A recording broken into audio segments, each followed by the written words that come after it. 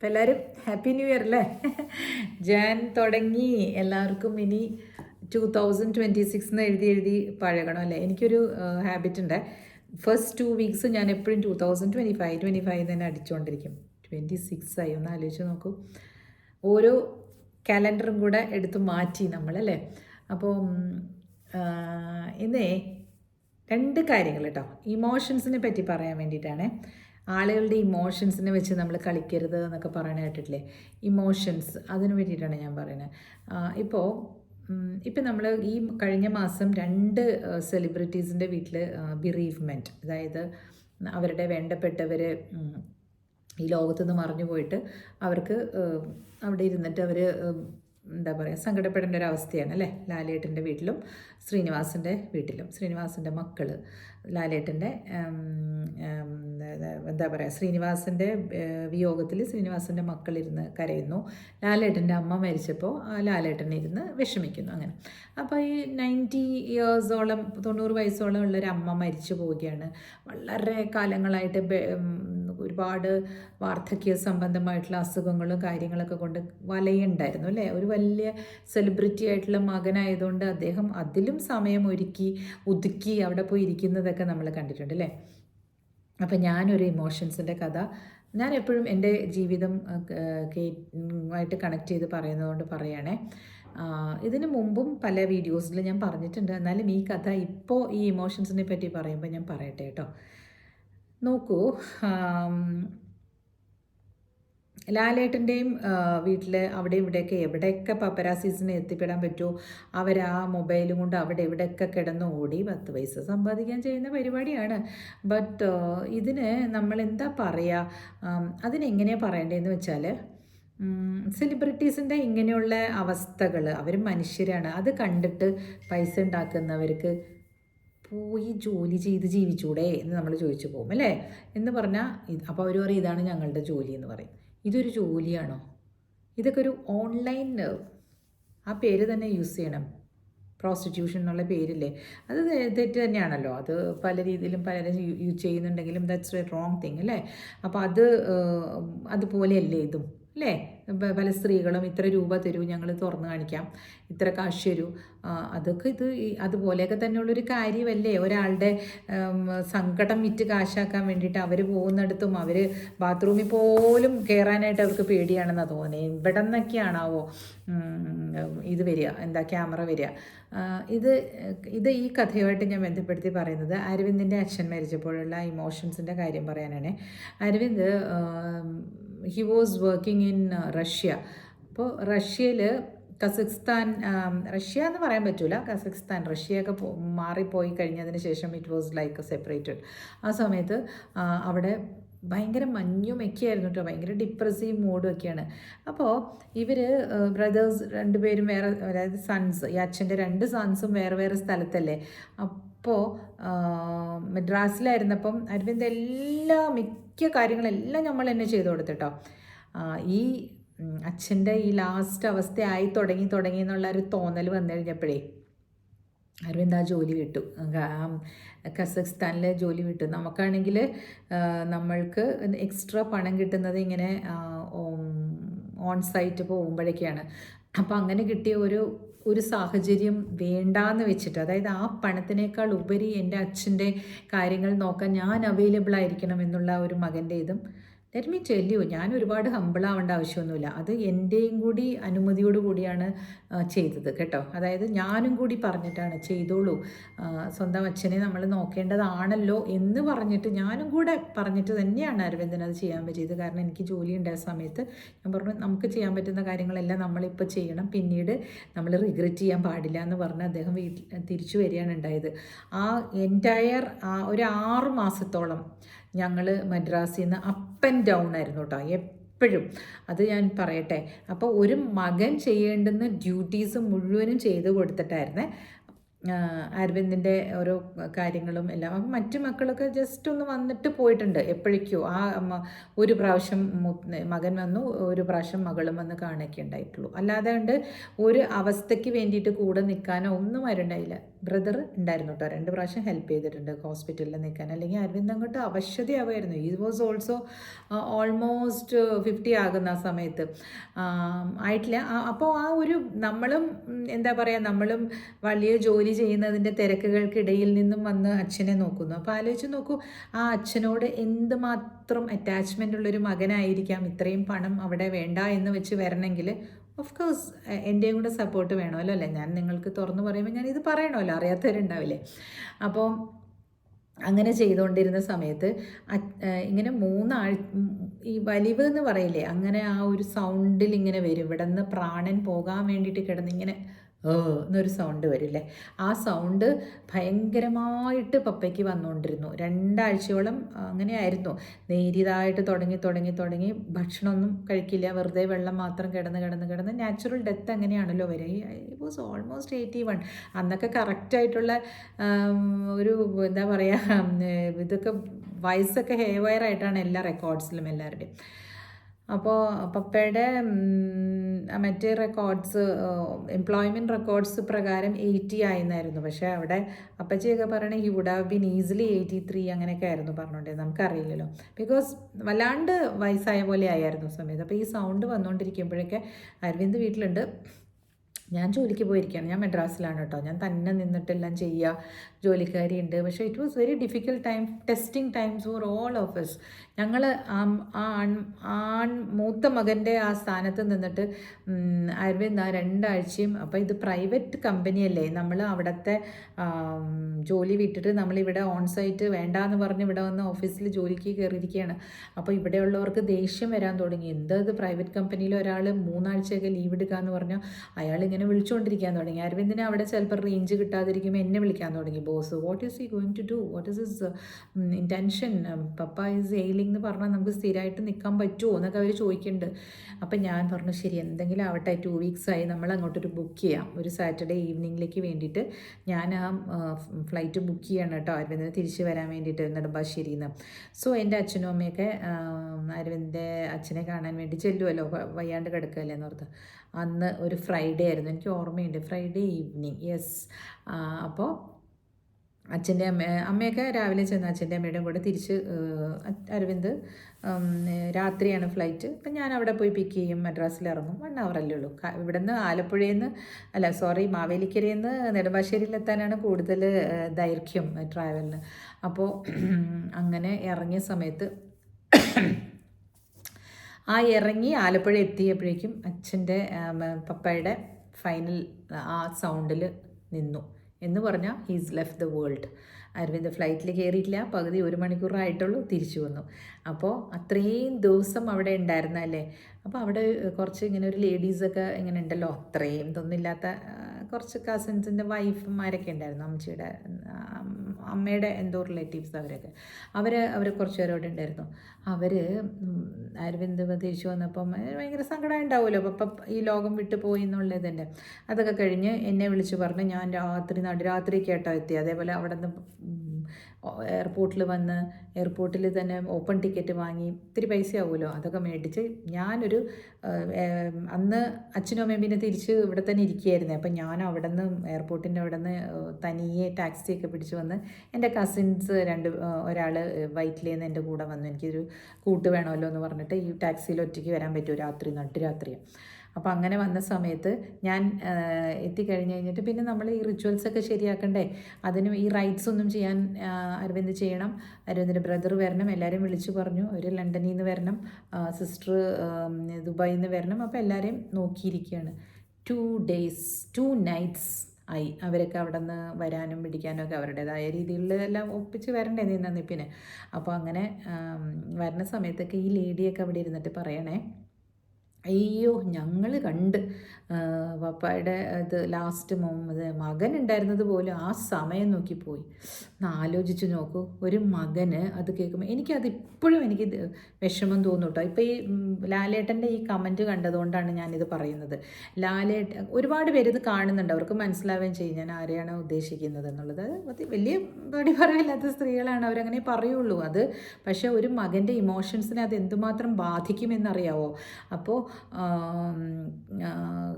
അതായത് ആ സമയത്ത് നോക്കിയിട്ട് ഒരു അച്ഛൻ ഈ ലോകം വിട്ട് പോകുമ്പോൾ അവിടെ തന്നെ ഇരുന്നോളണം അങ്ങനെയാണ് എന്നാണെങ്കിൽ ഞാനപ്പോൾ അരവിന്ദിന് പറഞ്ഞു കൊടുത്തു, അരവിന്ദ് അങ്ങനെയല്ല, നിങ്ങൾ അവിടെ നിന്നുകൊണ്ടിരിക്കുമ്പോൾ ഈ ദേഹം വിട്ട് ഇതിന് പോകാൻ പറ്റില്ല. സോളിന് അത്ര ഇഷ്ടമാണ് നിങ്ങളോട് അച്ഛന്, പപ്പയ്ക്ക്. അതുകൊണ്ടാണ് ഈ ദേഹം വിട്ട് പോകാൻ പറ്റുന്നില്ല. നിങ്ങൾ അവിടെ നിന്ന് മാറി നോക്കൂ. എനിക്ക് അവസാനം സങ്കടവും ഒക്കെ വരാൻ തുടങ്ങി. ദൈവം എന്താവും, നമുക്ക് ഓഫീസിലൊന്നും പറയാനും പറ്റണില്ല. നിങ്ങൾ പുറപ്പെട്ട് വരൂ, അങ്ങനെയാണെങ്കിൽ തന്നെ അച്ഛന് പപ്പയ്ക്ക് എന്തെങ്കിലും പറ്റിയാൽ അപ്പം തന്നെ നമുക്ക് തിരിച്ചു പോകുമെന്ന് പറഞ്ഞാൽ ഞാനാണ് കേട്ടോ നിർബന്ധിച്ച് അവിടെ നിന്ന് ആക്കി.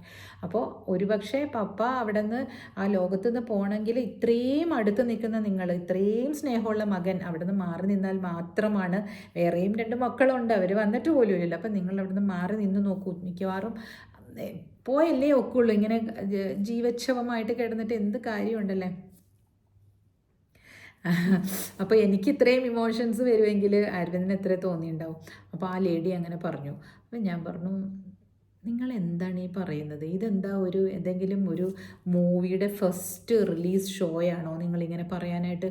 പറയരുത് കേട്ടോ ചേച്ചി, ഇങ്ങനെ ആരെ പറ്റിയും ആരോടും പറയരുത്. അത്രയും പ്രിയപ്പെട്ടത് ആരായിരിക്കും? ഈ ഫസ്റ്റ് ബോൺ ചൈൽഡ് ആയിരിക്കില്ലേ? ഏതോ ഒരു കസിൻ്റെ ഭാര്യ കല്യാണം കഴിച്ചു കൊണ്ടുവന്ന സ്ത്രീ അവിടെ നിന്നിട്ട് ഇത് കണ്ടു എന്ന് പറയുന്നത്. അതൊക്കെ വളരെ ഇമോഷണലി നമ്മൾ ഡ്രെയിൻ ആക്കുന്ന കാര്യങ്ങളാണ്. ഞാൻ ഇത്രയും ഓപ്പണായിട്ട് പറയുന്നത് ആ കസിൻ്റെ ഭാര്യയും ചിലപ്പോൾ ഇത് കേൾക്കണ്ടോ എനിക്കറിയില്ല. അവർക്കത് ഓർമ്മയുണ്ടെങ്കിൽ അവർക്ക് ഓർമ്മ വരട്ടെ. 10-12 വർഷമായി. ഇപ്പോൾ 2012 13 വർഷത്തോളമായി. 2012 മെയ്യിലാണ്. അപ്പോൾ നമ്മൾ ചില കാര്യങ്ങൾ മറ്റുള്ളവരുടെ ജീവിതത്തിലേക്ക് കടന്നു കയറി ഇങ്ങനത്തെ അഭിപ്രായങ്ങൾ ഇതൊന്നും പറയാൻ പാടില്ല. ഒരു അച്ഛൻ്റെ കംപ്ലീറ്റ് കാര്യങ്ങൾ നോക്കുന്ന മക്കൾ, അവർക്ക് ഒരു മിനിറ്റ് ചിലപ്പോൾ ഈ പറഞ്ഞ പോലെ മറ്റ് 2 മക്കൾക്ക് അവിടെ നിന്ന് വരാനേ പറ്റില്ലല്ലോ. അവരുടെ ജോലി തിരക്കും അവരുടെ ലൈഫും അവർക്ക് നോക്കണ്ടായോ? അപ്പോൾ ഈ ഉണ്ടായിരുന്ന മകനെ അങ്ങനെയാണോ പറയേണ്ടത്? നമ്മൾ നോക്കി നിൽക്കുകയാണേ. ഒരു അച്ഛൻ ഒരു പപ്പായെ നോക്കുക എന്നൊക്കെ പറയണേ എന്തൊരു അടുപ്പമായിരുന്നു അറിയാമായിരുന്നു. എന്തിനപ്പം പറഞ്ഞു വന്നത്, ലാലേട്ടൻ ആരൊക്കെയോ കണ്ടപ്പം ഈ അമ്മയുടെ മൃതദേഹം കിടക്കുന്നതിൻ്റെ അടുത്ത് നിന്ന് ലാലേട്ടൻ ചിരിച്ചു അത്ര ആരോ വന്നപ്പോൾ സ്മൈൽ ചെയ്തു എന്നോ അങ്ങനെ എന്തോ ഒരു വർത്തമാനം. എന്താണ് അദ്ദേഹത്തിന് അത്രയും കാലം നോക്കി, ഇത്രയും വർഷങ്ങളോളം അവരെ നോക്കിക്കൊണ്ടിരിക്കുകയാണ്. ഷൂട്ടിങ്ങിൻ്റെ ഇടയിൽ നിന്ന് വന്ന് അമ്മയുടെ അടുത്ത് കിടന്ന കഥയൊക്കെ ഇങ്ങനെ എഴുതുന്നുണ്ട്. നമ്മളാരും ലാലേട്ടൻ്റെ വീടിൻ്റെ ഉള്ളിൽ കയറി നമുക്ക് കാണുന്നില്ല. നമുക്ക് അറിയാമല്ലോ അവരൊക്കെ എങ്ങനെയായിരിക്കും നോക്കുന്നതെന്ന്.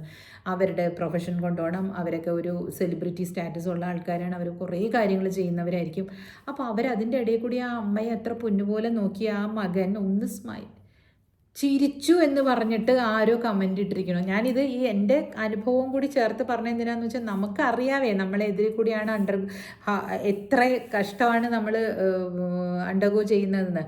7ാമത്തെ ദിവസം ഈ ഇതൊക്കെ നമ്മളുടെയൊക്കെ കുറേ റൈറ്റ്സ് ഉണ്ടല്ലോ ഹിന്ദുക്കൾക്ക്, അത് കൊണ്ടുപോയി പാപനാശം കൊണ്ടുപോയി ഒഴുക്കി കഴിഞ്ഞിട്ട് ആ കലശം ഉണ്ടല്ലോ, യു വോണ്ട് ബിലീവ്, അതെല്ലാം എടുത്തിട്ട് അരവിന്ദ് നമ്മളെല്ലാവരും ഒരു ടെമ്പോ ട്രാവലറിൽ എല്ലാവരും കയറിയിരുന്നു. അരവിന്ദ് ഒറ്റയ്ക്കുള്ളൊരു സീറ്റിലിരുന്നിട്ട് ഞങ്ങളെ ഒന്നും നോക്കുന്നുണ്ടായില്ല, എൻ്റെ മോളെ ഒന്നും നോക്കണ പോലും. അത് അരവിന്ദ് പറയാം ഒന്നും ഓർമ്മയില്ല. He was conducting everything. ഇങ്ങനെ അത് പിടിച്ചുകൊണ്ടിരിക്കണ ഒരു രംഗമുണ്ട് മക്കളെ, അത് നമുക്കുണ്ടല്ലോ. എന്നിട്ട് ആ കടലിലോട്ട് അങ്ങോട്ട് ഇറങ്ങിയിട്ട് അരവിന്ദ് അത് ദൈവമേ എനിക്ക് പറയാൻ പറ്റുന്നില്ല. അത് ഇങ്ങനെ വിട്ടിട്ടില്ലേ, അതങ്ങോട്ട് ഒഴുകി അങ്ങ് പോവില്ലേ ആ കലശം. കഴിഞ്ഞിട്ട് ഞാൻ അടുത്തേന്ന് ഇങ്ങനെ പിടിച്ച് ഓടി വന്നിട്ട് എന്നെ കെട്ടിപ്പിടിച്ചിട്ട് ഒത്തിരി അങ്ങ് കരഞ്ഞു. അതായത് ഒരാളുടെ അംശമാണ് പോയത് അല്ലേ, നമ്മൾ ആ അച്ഛൻ്റെ ഒരു അംശമാണല്ലേ അരവിന്ദ്. അപ്പോൾ നമ്മൾ ഇപ്പോൾ ആ അമ്മ പോയപ്പോൾ ആ ലാലേട്ടൻ അവിടെ നിന്നിട്ടുണ്ടാവുന്നതെന്ന് വെച്ചാൽ അമ്മയ്ക്ക് ഇതൊരു മോക്ഷമായിട്ട് എടുത്തിട്ടുണ്ടാവും. എനിക്ക് വല്ലാണ്ട് ഇങ്ങനത്തെ കാര്യങ്ങളൊക്കെ പറയുമ്പോൾ അത് വീഡിയോയിൽ പറയണമെന്ന് തന്നെ വിചാരിച്ചിരുന്നു. ആർക്കും മനസ്സിലാകാത്ത കാര്യങ്ങളാണ്. മറ്റുള്ളവരെ കൊച്ചാക്കാൻ വേണ്ടിയിട്ട് അത്രയും ഉയരങ്ങളിൽ നിൽക്കുന്ന ആ ലാലേട്ടനിട്ട് ഒരു കൊട്ടുകൊട്ടാൻ നിങ്ങളൊക്കെ ആരാണെന്നാ വിചാരം? അദ്ദേഹം ചെയ്തിട്ടുണ്ടാവും. അദ്ദേഹത്തിനേക്കാളും കൂടുതൽ ആരായിരിക്കും ഇന്ന് സങ്കടപ്പെടുന്നത് ആ അമ്മ പോയതിൽ? ഷോ അതുകൊണ്ടാണ് ഇങ്ങനത്തെ കുറേ ആളുകളെ ഞാൻ കണ്ടിട്ടുണ്ട്. നിങ്ങൾക്ക് അങ്ങനത്തെ അനുഭവങ്ങൾ ഉണ്ടായിട്ടുണ്ടോ? നമ്മൾ പലതും തുറന്ന് കാണണം, മൈൻഡ്ഫുള്ളായിട്ട് ജീവിക്കണം. അപ്പോൾ മൈൻഡ്ഫുൾനെസ് ഉണ്ടെങ്കിൽ മാത്രമാണ് നമുക്ക് ഈ ഇമോഷൻസ് എന്താണെന്ന് മനസ്സിലാവുള്ളൂ. മറ്റുള്ളവരുടെ ഷൂസിൽ എംപതറ്റിക് ആകണം. അല്ലാതെ കണ്ട് ഇപ്പോൾ കുറേ ഈ പറഞ്ഞ പോലെ കുറേ മോട്ടിവേഷൻസും തേങ്ങയും കൊടുക്കാനായിട്ട് മാത്രം കുറേ ആൾക്കാരുണ്ട്. എനിക്കും കൂടി ദേഷ്യം വന്നിട്ടേ ഐ എം സോ സോറി കേട്ടോ. എനിക്ക് ഭയങ്കര സോഫിസ്റ്റിക്കേറ്റഡ് ആയിട്ടൊന്നും ചില സമയത്ത് വരില്ല വാക്കുകൾ. I feeling so bad about that incident. അപ്പോൾ അങ്ങനെയുള്ള കാര്യങ്ങൾ ആ ലാലേട്ടനെ ഒന്ന് സങ്കടപ്പെടുത്തിയിട്ട് എന്ത് കിട്ടാനാണ്? അങ്ങനെ അത് കാണുന്ന പോലും ഉണ്ടാവില്ല. ഈ ഇപ്പോൾ പറഞ്ഞ ആൾക്കാർ മാത്രം അതിൽ കുറച്ച് വ്യൂസ് കിട്ടാൻ വേണ്ടിയിട്ടായിരിക്കും ഇങ്ങനെയൊക്കെ പോയി എഴുതുന്നത് അല്ലേ? You should not do this. അപ്പോൾ ഇമോഷൻസിനെ വെച്ചിട്ട് കളിക്കുക എന്ന് പറഞ്ഞിട്ടുണ്ടെങ്കിൽ ഭയങ്കര മോശമാണത്, ഭയങ്കര മോശമാണ്. നമ്മുടെ ഇമോഷൻസ് എന്ന് പറയുന്നത് ഭയങ്കര സ്വകാര്യമായിരിക്കും. ചിലർക്ക് ചില സമയങ്ങളിൽ കരച്ചിൽ വന്നേക്കാം, ചിലർ ഇങ്ങനെ അന്തം വിട്ട പോലെ ഇരിക്കാം എന്ന് പറഞ്ഞ് അവർക്ക് സ്നേഹമില്ലായ്മയോ ഒന്നുമല്ല, അവരുടെ ആ ഇമോഷൻ ആ സമയത്ത് പുറത്തേക്ക് വരുന്നുണ്ടാവില്ല, അതായിരിക്കാം അല്ലേ? ഞാൻ അങ്ങനെയൊക്കെ ചിന്തിക്കുന്ന ആളാണ് കേട്ടോ. ഞാൻ അങ്ങനെ ഒരു സന്ദർഭം ആരുടെയെങ്കിലും വരുമ്പോഴേക്കും ഓ ദൈവമേ അവരത് ആ സമയം കടന്നു പോകണമല്ലോ അവർക്ക്, അങ്ങനെയാണ് ഞാൻ ചിന്തിക്കാറ്. ഞാൻ ഈ പറഞ്ഞാലേ ഒരുപാട് നന്മകൾ ചെയ്യുന്ന ആളായിട്ടൊന്നുമല്ല. എന്ത് കണ്ടാലും എനിക്ക് എൻ്റെ പേജിലൂടെ എനിക്ക് പറയാൻ പറ്റുന്നത് ഞാൻ പറഞ്ഞെന്നിരിക്കും. അത് മറ്റുള്ളവരത് പകർത്തണമെന്നോ ഒന്നുമല്ല. This is A kind of, ഇപ്പോൾ നമ്മളൊരു സംഭവം നമ്മൾ പറയുമ്പോൾ ഞാനൊരു സംഭവം നിങ്ങളോട് പറയുകയാണ്. കാരണം അതെനിക്ക് മാത്രം അറിയാൻ പറ്റുന്ന ഒരു ഇൻസിഡൻ്റ് ആയതുകൊണ്ട് ഞാനിതിൽ പറയുകയാണ്. I am just telling it openly. അപ്പോൾ എന്തിനാന്ന് വെച്ചാൽ നാളെ നിങ്ങൾ അങ്ങനെ ഒരു അവസ്ഥയിൽ വേറെ ഏതെങ്കിലും ഒരു സ്ഥലത്ത് ചെന്നാൽ ഒയ്യോ നമ്മളിങ്ങനെ പെരുമാറാൻ പാടില്ല എന്ന് നമ്മൾ മൈൻഡ്ഫുൾ ആയിട്ട് ചിന്തിക്കും. മൈൻഡ്ഫുൾനെസ് ആണത്. അങ്ങനെ ചിന്തിക്കാൻ വേണ്ടിയിട്ടാണ് അത് പറയുന്നത്. അതല്ലാതെ മറ്റുള്ളവരുടെ കുറ്റം കണ്ടുപിടിച്ച് തോണ്ടി കാണിക്കാൻ വേണ്ടിയിട്ടില്ല. സോ ചാനൽ എന്ന് പറയുന്നത്, അല്ലെങ്കിൽ ഇപ്പോൾ യൂട്യൂബ് ചാനൽ ഞാൻ തുറന്നു വെച്ചിരിക്കുന്നത്, if I am seeing something not that good, അല്ലെങ്കിൽ എനിക്ക് ഗുഡല്ലാന്ന് തോന്നുന്നത്, നിങ്ങൾക്ക് ചിലപ്പോൾ അത് നന്നായിട്ട് തോന്നുമായിരിക്കാം. ഇപ്പോൾ ഇന്നലെ ഞാൻ പറഞ്ഞില്ലേ, അതെല്ലാം വന്നിട്ട് എനിക്ക് കാണുന്നതല്ലേ പറയാൻ പറ്റുള്ളൂ അല്ലേ? നിങ്ങൾ കാണുന്നത്, നിങ്ങളുടെ കാഴ്ചപ്പാട് എന്താണെന്നുള്ളത് നിങ്ങൾ ഇതിൻ്റെ അടിയിൽ എനിക്ക് കമൻറ്റ് ചെയ്യാം. അത്രേ എനിക്കറിയാൻ പറ്റുള്ളൂ അല്ലേ? അല്ലാതെ കണ്ട് XYZ ഇങ്ങനെ ചെയ്യൂ എന്ന് പറയേണ്ട കാര്യമൊന്നും എനിക്കില്ലല്ലോ, ഞാനത് പറയില്ലല്ലോ, എനിക്കത് പറയേണ്ട ആവശ്യമില്ല. ആര് വേണമെങ്കിലും എന്ത് വേണമെങ്കിലും ചെയ്തോട്ടെ, പക്ഷെ കാണുന്നത് അവിടെ കണ്ടു എന്നുള്ളത് എനിക്ക് നിങ്ങളോട് പറയാം. സോ ഈ ഇൻസിഡൻറ്റ് എന്നൊക്കെ പറയുന്നത് ഞങ്ങളുടെ വീടിൻ്റെ ഉള്ളിലുള്ള ഇൻസിഡൻ്റാണ്. അത് ഞാൻ പറഞ്ഞാൽ തന്നെയല്ലേ എല്ലാവരും അറിയുള്ളൂ. സോ ഇത് ജീവിതത്തിൽ ഉണ്ടായ ഒരു കാര്യമാണ്. അപ്പോൾ ലാലേട്ടൻ എന്നൊക്കെ പറയുന്ന ആളെ ഒന്ന് ഇടിച്ച് താഴ്ത്താൻ വേണ്ടി, അത് മനുഷ്യരുടെ അല്ലെങ്കിൽ പ്രത്യേകിച്ച് കേരളീയരുടെ ഒരു സ്വഭാവമായിട്ട് മാറിയിട്ടുണ്ടോ ഇത്? ആരെങ്കിലും ഒന്ന് നല്ല ലൈവ് ലൈറ്റിൽ നിൽക്കുന്നവരെ എപ്പോഴും ഇങ്ങനെ പെക്ക് ചെയ്തുകൊണ്ടിരിക്കുക. എന്തിനാണ് സുഹൃത്തുക്കളെ നമ്മൾ സ്വന്തം എന്താ പറയുക കൊച്ചാവുന്നത്? ഒന്നും വേണ്ട. ആരെങ്കിലും എന്തെങ്കിലും ചെയ്യട്ടെ. അവരെങ്കിലും എന്തെങ്കിലും ഇങ്ങനെയുള്ള കാര്യങ്ങൾ പറയുകയാണെങ്കിൽ അല്ലെങ്കിൽ ചെയ്യുകയാണെങ്കിൽ അത് സമൂഹത്തിൻ്റെ മനസാക്ഷിക്ക് അല്ലെങ്കിൽ സമൂഹത്തിന് അത് അത്ര ഗുണം ചെയ്യുന്ന കാര്യമല്ലെങ്കിൽ തീർച്ചയായിട്ടും ഞാനിവിടെ ഒന്ന് പറയും. അതുകൊണ്ട് എന്താ ചേച്ചിക്ക് എന്താ കാര്യം മറ്റുള്ളവരുടെ ഇത് പറയാമെന്ന് ചോദിച്ചാൽ അതാണ് കാര്യം. അതിനാണല്ലോ ചാനൽ തുറന്നു വയ്ക്കുന്നത്. ബിക്കോസ് 10 പേര് കേൾക്കാൻ വേണ്ടിയിട്ടാണല്ലോ ഇങ്ങനെയുള്ള കാര്യങ്ങൾ പറയുന്നത് അല്ലേ? So this is what I want to tell U.